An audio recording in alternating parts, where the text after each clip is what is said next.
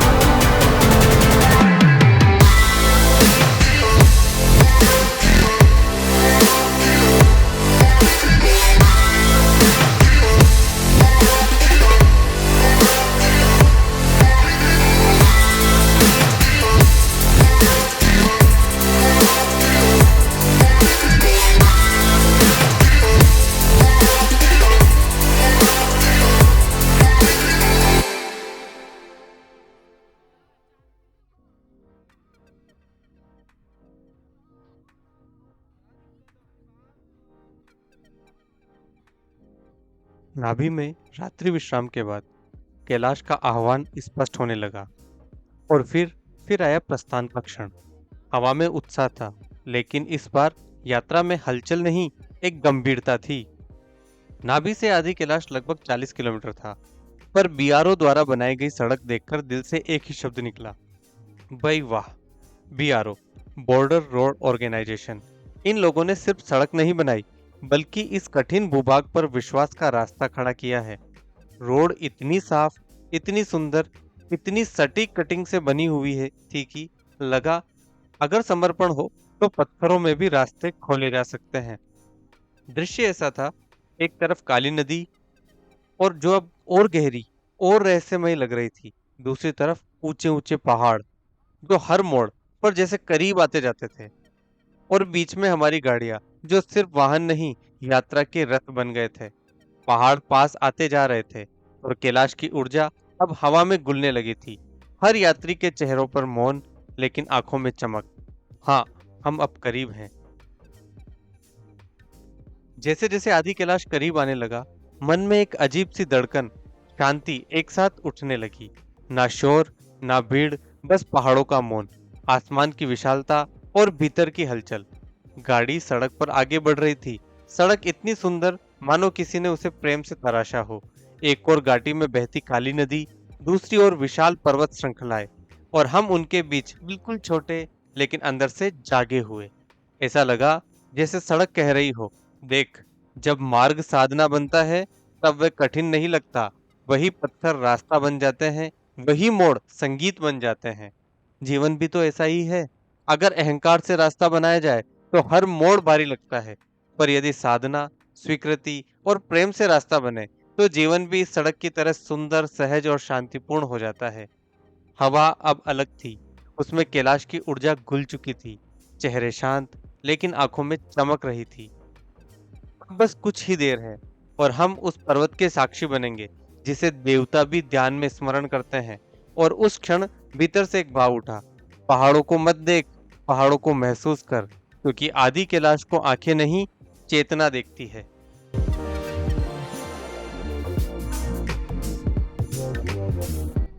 आदि कैलाश की ओर बढ़ते हुए रास्ते में हमें एक चेक पोस्ट पर रुकना था, कुछ देर के लिए।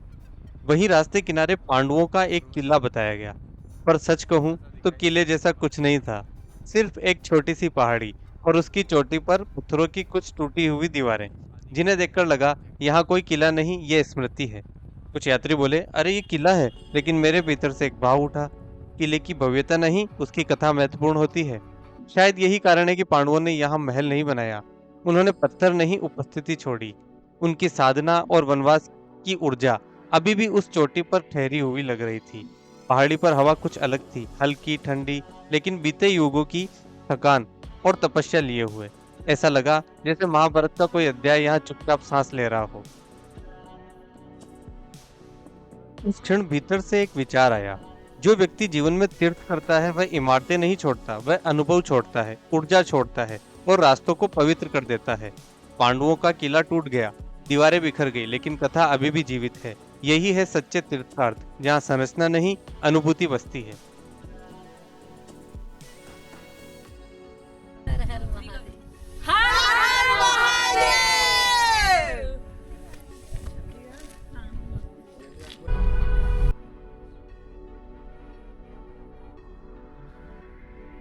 अब हमारा कारवां ब्रह्म पर्वत की दिशा में बढ़ चला था। गाड़ी के शीशों से बाहर झांका, आसमान में चिलचिलाती धूप, लेकिन हवा इतनी ठंडी कि सांस भी मानो हिमालय की गोद से होकर आ रही हो। धूप ऊपर थी, पर गर्मी नहीं थी। ऐसा लग रहा था जैसे सूरज भी यहाँ तप नहीं, सिर्फ प्रकाश दे रहा हो। नीचे पथरीले वीरान पहाड़, जहाँ कोई हरियाली नहीं, कोई पेड़ नहीं, बस निवस्त्र धरती। जैसे हिमालय ने सब आवरण उतार दिए हो और केवल सत्य का रूप धारण किया हो। यहाँ वनस्पति का अभाव भी एक संदेश था। जहाँ ऊंचाई बढ़ती है वहाँ सजावट नहीं, साधना होती है। कारवां धीरे धीरे आगे बढ़ रहा था। कोई हंसी नहीं, कोई बातचीत नहीं, बस शांति और भीतर उठती एक अनजानी सी अनुभूति। ऐसा लग रहा था जैसे हर यात्री अब भीतर उतर रहा है और ब्रह्म पर्वत की ओर बढ़ते ये वीरान पहाड़ हमसे कह रहे थे, यहाँ जीवन बाहर नहीं, भीतर उगता है। इस मार्ग में प्रकृति एक गुरु की तरह प्रतीत हो रही थी। धूप ने कहा जागो, हवा ने कहा शांत रहो, वीरान पहाड़ों ने कहा भीतर देखो, और हम बस मौन होकर सुन रहे थे।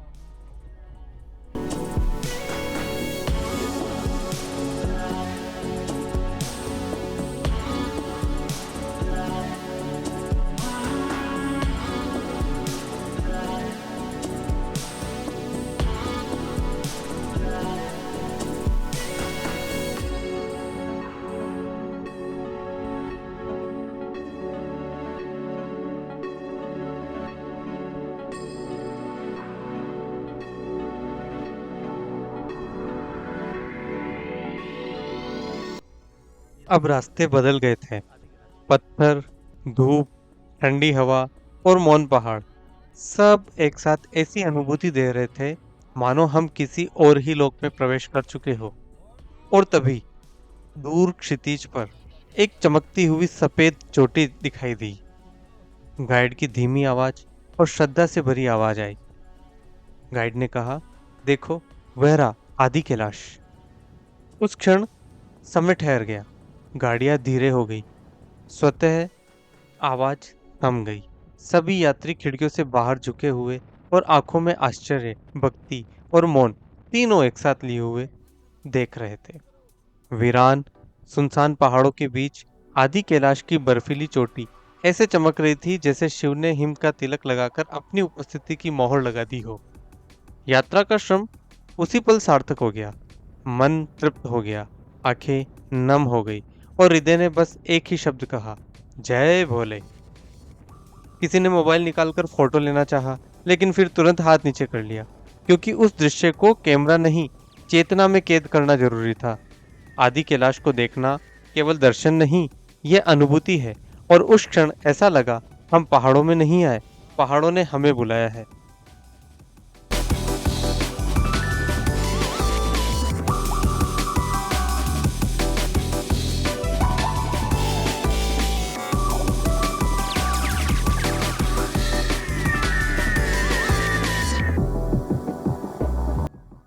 तक गाड़ियां चल रही थी, लेकिन अब पहाड़ ने संकेत दे दिया था, आगे वाहन नहीं, वचन चलेगा। यहीं से आदि कैलाश का वास्तविक ट्रैक शुरू होता है। गाइड ने कहा, अब हमें पैदल चलकर पार्वती सरोवर तक पहुंचना होगा। और उस वाक्य ने जैसे भीतर की यात्रा का द्वार खोल दिया। अब रास्ता कंकड़ पत्थरों वाला, ऊंचाई पर जाता हुआ सकरा मार्ग, सामने हिम से ढकी चोटियां और पैरों के नीचे धरती का धड़कता स्पर्श। यह अब सिर्फ चलना नहीं था, यह था एक एक कदम को मंत्र बनाना। जहाँ गाड़ी नहीं पहुँचती वहाँ विश्वास पहुँचता है, और जहाँ सांस चढ़ने लगती है वहाँ स्मरण साधना बन जाता है। ओम नमः शिवाय। पार्वती सरोवर। और था पार्वती सरोवर, जिसे लोग तालाब नहीं आंसू मानते हैं, माता पार्वती के प्रतीक्षा के आंसू। और उस सरोवर तक पहुंचने के लिए पहाड़ की गोद में पगडंडियों से होकर चलना पड़ता है। सामने कैलाश मौन था, लेकिन उस मौन में एक आह्वान था, चल पड़े हो तो रुकना मत। सामने आदि कैलाश स्पष्ट दिखाई दे रहा था, सफेद बर्फ से ढकी चोटी, मानो शिव का मस्तक। और उसके नीचे हम छोटे छोटे यात्री, जिन्हें खुद समझ नहीं आ रहा था कि हम चल रहे हैं या कैलाश हमें अपनी ओर खींच रहा है। पैर थक रहे थे, सांस भारी हो रही थी, लेकिन नजरों में वो चोटी चमक रही थी और मन कह रहा था, जरा और, बस थोड़ा और, पार्वती सरोवर अब दूर नहीं। थकान और उम्मीद का ये संगम अजीब था। शरीर कह रहा था रुक जा, लेकिन आंखें शिव को देख रही थी और चरण जैसे स्वयं उठ रहे थे। हर मोड़ पर जब कैलाश की चोटी फिर से दिखाई देती तो मन में ऊर्जा वापस लौट आती, जैसे शिव की दृष्टि ने कहा हो, आजा, मैं यही हूँ। यात्रा का नियम है, जब थकान चरम पर हो तभी ऊर्जा का असली स्रोत खुलता है। हम चलते जा रहे थे, कभी धरती को देखते, कभी आसमान को, और कभी कैलाश को देखकर बस मौन हो जाते। ऐसा लग रहा था ये ट्रैक नहीं, यह एक संवाद है, मानव और पर्वत के बीच का, जहाँ हर कदम पूछता है, सच में चाहते हो, और हर सांस उत्तर देती है, हाँ, पूरे समर्पण से।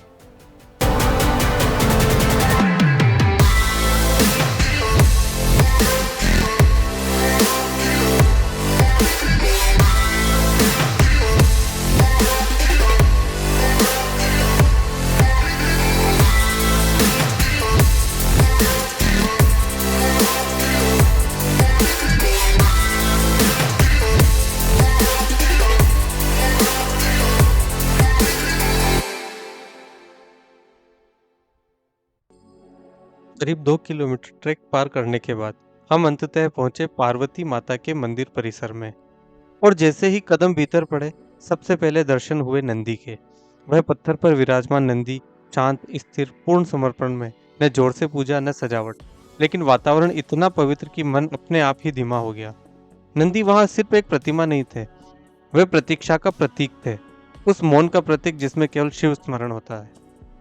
कहा जाता है, जो नंदी की आंखों से कैलाश को देखना सीख लेता है, वह कभी ईश्वर से अलग नहीं होता।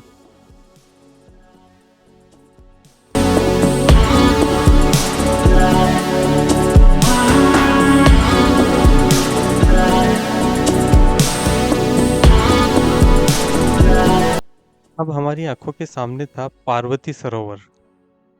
पार्वती सरोवर पूर्णतः शांत, दर्पण की तरह स्थिर, और सरोवर के ठीक सामने खड़ा आदि कैलाश, जो अब तक केवल दूर से दिख रहा था, अब सीधे हमारे सम्मुख था।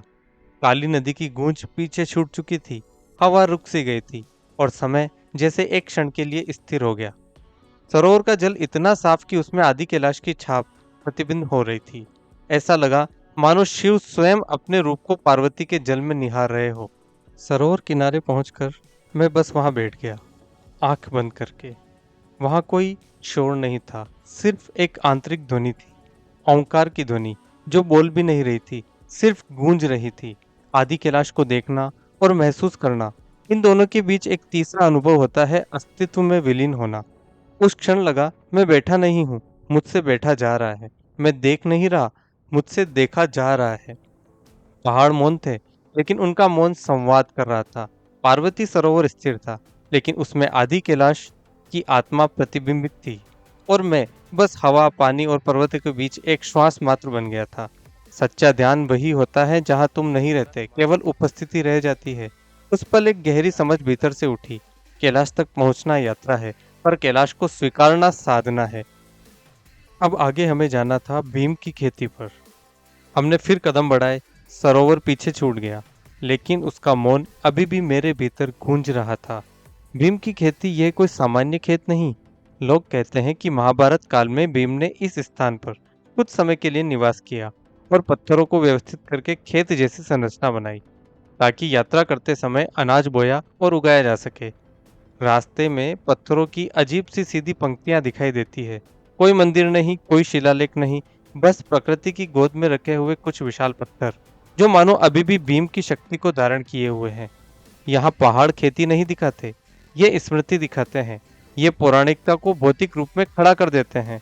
यात्रा सिर्फ धार्मिक नहीं रही, अब यह इतिहास, अध्यात्म और पुराणों की धरती बन चुकी थी, जहाँ हर कदम कोई कथा सुनाता था। हम आगे बढ़ रहे थे, थोड़ी थकान, थोड़ी ऊंचाई का असर, पर भीतर एक गहराई का भरा भाव। अब हम केवल चल नहीं रहे, महाकाव्य के पृष्ठों पर आगे बढ़ रहे थे। अब हवा का स्वरूप बदलने लगा। पहले जो हवा सिर्फ ठंडी थी, अब वो बर्फीली होने लगी, नुकीली, तेज और भीतर तक उतरती हुई। ठंडी बर्फीली हवाएं चेहरे से नहीं, आत्मा से टकरा रही थी। ऐसा लग रहा था मानो हिमालय कह रहा हो, अगर इस भूमि को महसूस करना है तो सिर्फ देखना नहीं, उसकी ठंड भी सहनी होगी। कुछ यात्रियों ने जैकेट की जिप ऊपर खींच ली, किसी ने हाथ रगड़कर गर्मी पैदा की और किसी ने बस आसमान की तरफ देखा जहां धूप थी, लेकिन गर्माहट नहीं, सिर्फ चमक, जैसा शिव का तेज दूर से देखें पर छुआ नहीं जा सकता। हवा में एक तपस्या थी। ये सामान्य ठंड नहीं थी, ये की ठंड थी जो भीतर के अहंकार को काटती है और मन को विनम्र बनाती है। शायद इसीलिए ऋषि मुनि तीर्थ करते समय कहते थे, पहाड़ों की ठंड बाहरी नहीं, आंतरिक परिवर्तन की शुरुआत है। आदि कैलाश, बहुत तेज हवाएं चल रही है, बर्फीली हवाएं। यहाँ बात करना है, ये मेरे सामने आदि कैलाश। हम पहुंचे हैं भीम खेती। हम आए थे पार्वती सरोवर से। ये पार्वती सरोवर लगभग 1.5 किलोमीटर का ट्रैक करके हम पहुंचे पार्वती सरोवर। पार्वती सरोवर से हम आए यहाँ भीम खेती। ऐसी मान्यता है कि ये जो ताल आपको दिख रहा है, यहाँ भीम ने पहली बार चावल की खेती की थी और आज भी यहाँ प्राकृतिक रूप से चावल उग जाता है। ये आदि कैलाश और ये हमारा बेस कैंप।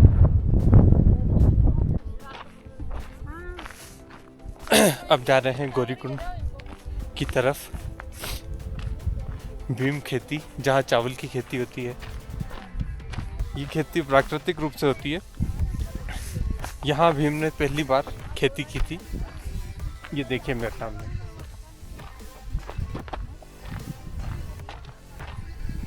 ये आदि कैलाश।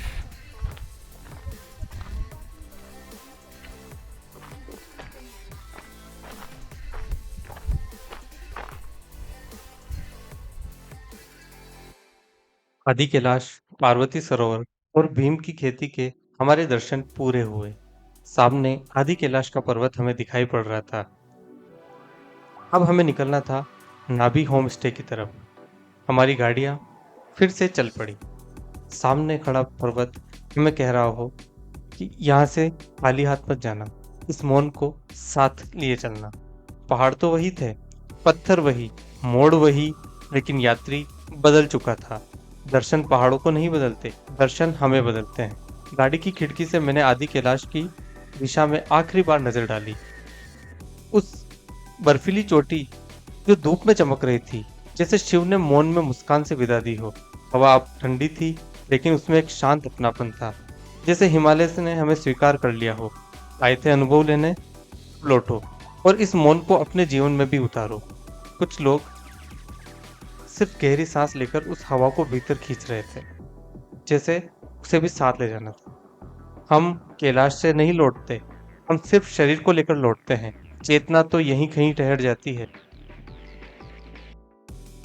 अब हम पहुंचे हमारे होम स्टे। रास्ता सकरा था, पेड़ों से सटा हुआ। हर शाख पर लाल और हरे सेब लटक रहे थे। यात्रा के कठोर पत्थरों के बाद ये दृश्य किसी कोमल स्पर्श जैसा लगा और फिर सामने दिखाई दिया हमारा होम स्टे, पहाड़ों की गोद में बसा हुआ, बिल्कुल सरल लेकिन आत्मीयता से भरा। कोई चमक दमक नहीं, न बड़े बड़े कमरे, बस कच्ची सी पगडंडी, लकड़ी के दरवाजे और पहाड़ों की शांत निगरानी। मानो हिमालय खुद कह रहा हो, अब थकान उतारो, यहाँ तुम यात्री नहीं मेहमान हो। उस गांव की सुंदरता अलंकार में नहीं थी, बल्कि उसकी सादगी में थी। चारों ओर पहाड़, बीच में बसे कुछ घर और हवा में सेब की मीठी मीठी सुगंध और हिमालय की ठंडी सांस। यह महसूस हुआ जब प्रकृति घर बन जाए तो हर थकान स्वयं ही उतर जाती है। हम उतरे, किसी ने बैग रखा, किसी ने अब बस सामान की ओर देखा और भीतर से सिर्फ एक ही भाव उठा, धन्य है वो कदम जो इस भूमि तक पहुंचे।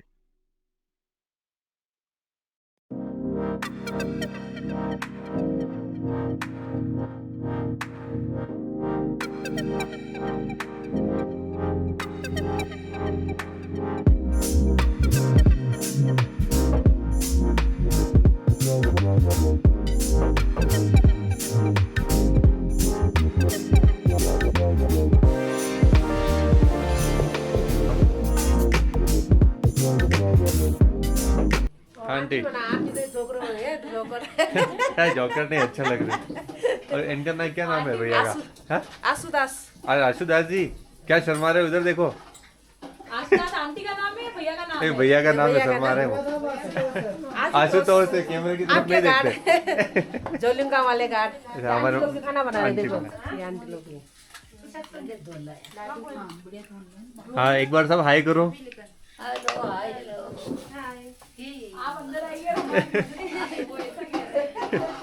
ये भैया तो शर्मा रहे हैं, आशुतोष भैया।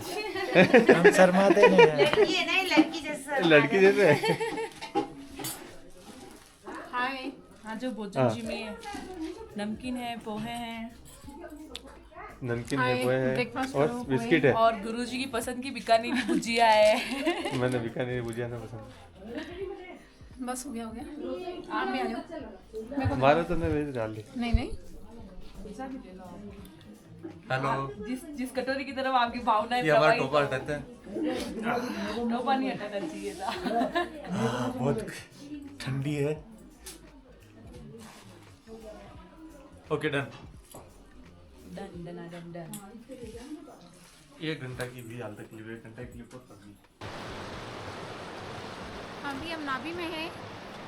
यहाँ हमने बहुत सारी एप्पल तोड़ी, बहुत मीठी एप्पल, और यहाँ के लोग भी बहुत अच्छे हैं। एप्पलों की तरह मीठे मीठे लोग हैं यहाँ के। एप्पल भी अच्छी, लोग भी हाँ। अच्छे हैं यहाँ के। आप बोलो पूजा मैडम। नमस्कार एवरीवन, नाभी गांव में बहुत बहुत स्वागत है। अब दिखने वाला है वो छोटा सा मंदिर। जूम आउट करो ना इसको। झूम नहीं होता ये। जूम नहीं होता है, वो मंदिर नहीं दिखेगा। नहीं। मेरे हिसाब से वही मनोकामना मंदिर है।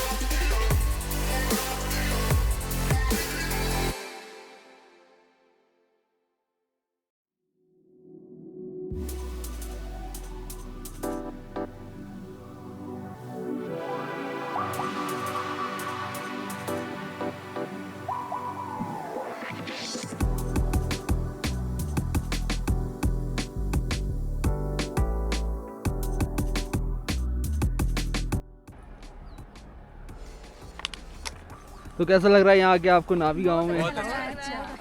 यहाँ कैसा के था लोग आप भी लोग? एप्पल जैसे मीठे हैं। कैमरामैन प्रशांत के साथ। पर आजकल एप्पल खट्टे हैं यहाँ। प्रशांत भैया के नहीं साथ आज बहुत दर्शन अच्छा अच्छे लगा होंगे। बहुत अच्छा रहा। तो लिपू लेके जाओगे या नहीं लेके जाओगे? वेदर के ऊपर है। वेदर देखिए और वेदर के हिसाब से देखा जाएगा अभी माहौल कैसा है। हम जाएंगे और लिपू लेक भी जाके आएंगे। होप रखिए। बिल्कुल एकदम पॉजिटिव। जी। भगवान ने बुलाएगा, भगवान ओके। बुलाएगा तो चले जाएंगे। ओके।